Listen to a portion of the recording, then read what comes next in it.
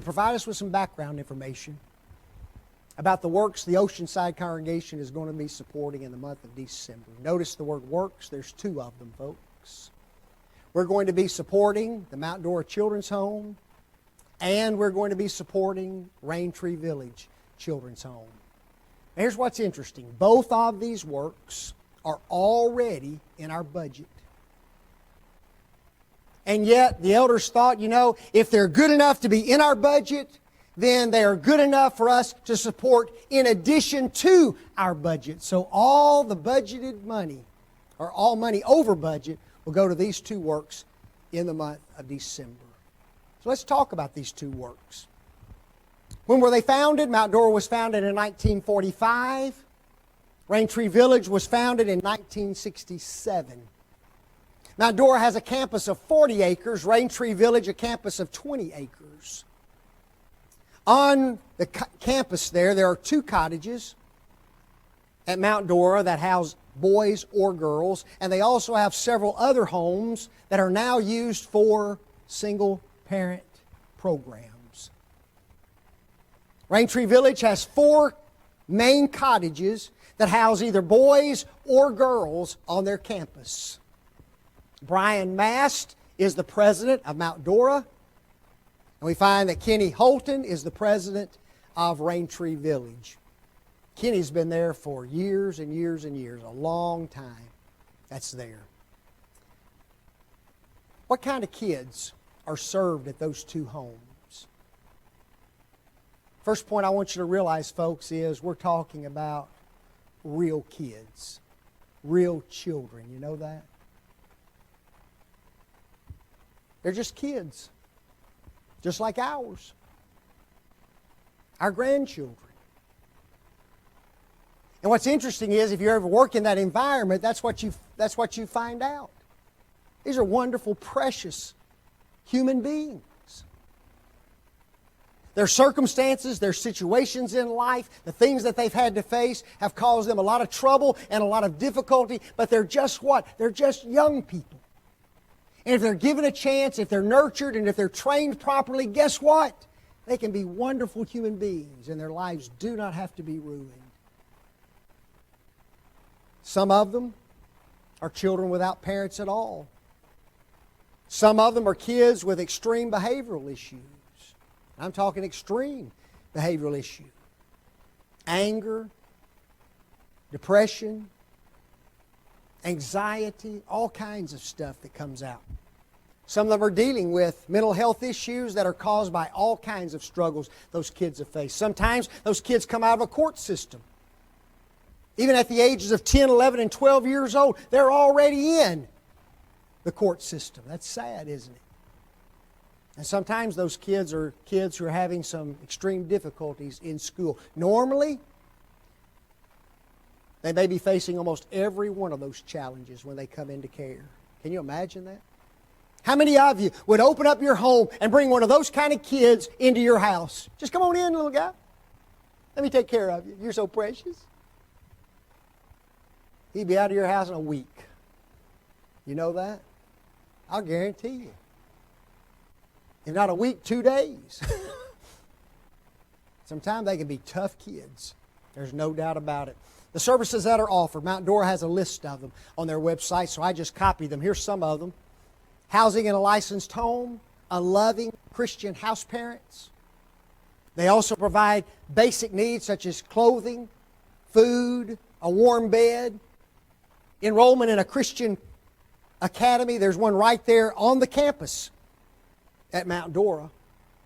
There's a Christian university in Valdosta, right across the street from the children's home in Paragould, Arkansas. This Crowley's Ridge Academy. And several of the kids that we watched went over to that academy. We find tutoring for those children.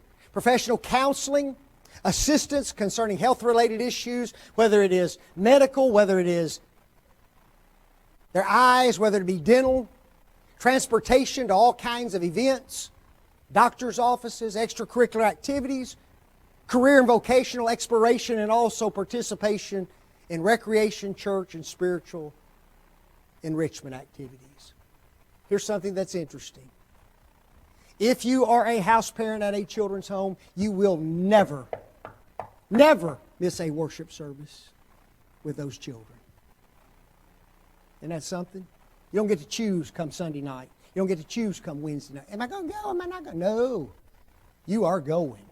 If there's a gospel meeting, you go. If there's a VBS, you go. That is part of being a house parent at that children's home. They want those children to come to an understanding of spiritual things, folks. And they do. And many of them are converted. There's other services that are offered, single parent programs. Moms who've had maybe one child or two children and now they're out struggling. Can't get on their feet. Living off government programs, living in squalor. Folks, they take those individuals in. They educate them. They get them degrees. They get them jobs in order to make their lives for them and their families better. And every children's home that I know of also offers foster care programs. If you really want to take care of a child, you go through their foster care training and you can bring a child into your own home and care for them. It's a difficult job. A difficult job. Now here's what I want you to understand. A children's home takes a lot of money. And there is hardly any way for us to comprehend how much money. You know that? We know how much it takes to keep our houses going, don't we? Kathleen and I don't even eat very much. And I still feel like I spend millions of dollars at Walmart every week. Can you imagine having your family of 5 and then having 8 teenage boys in your house? That's one cottage at a children's home oftentimes.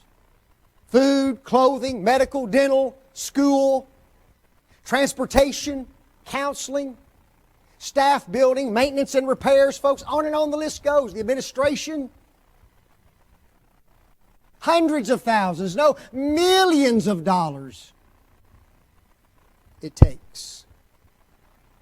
What if we had a children's home that had a budget of $1 million for a year? That sounds like a lot of money, doesn't it? And it is, but not if you're servicing 32 children. Not if you've got a staff of 50 individuals. That's not a lot of money, folks. $1 million. One children's home, $1 million.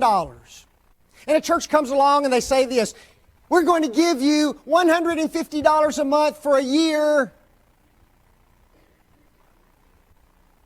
And the church in their minds thinks, man, we're doing children's home work. They ought to be grateful for us for sending. That's $1,800, folks, a year. $1,800. If that children's home is going to meet their budget of $1 million, they need 555 churches giving $150 a month to them. Is that a lot of churches? That's a boatload of churches. That's just one home. There's 30 plus homes in our brotherhood throughout the United States of America. And all of them have big budgets. All of them are nonprofits. All of them rely on, guess what? The generosity of members of the church to provide their financing. And it takes a lot of money. So it's wonderful that the elders have said, you know, everything over budget. During the month of December, we're going to split between these two works. Folks, listen to me. OceanSide is sitting at $90,000 over budget right now. Do you know that? $89,000 and some change.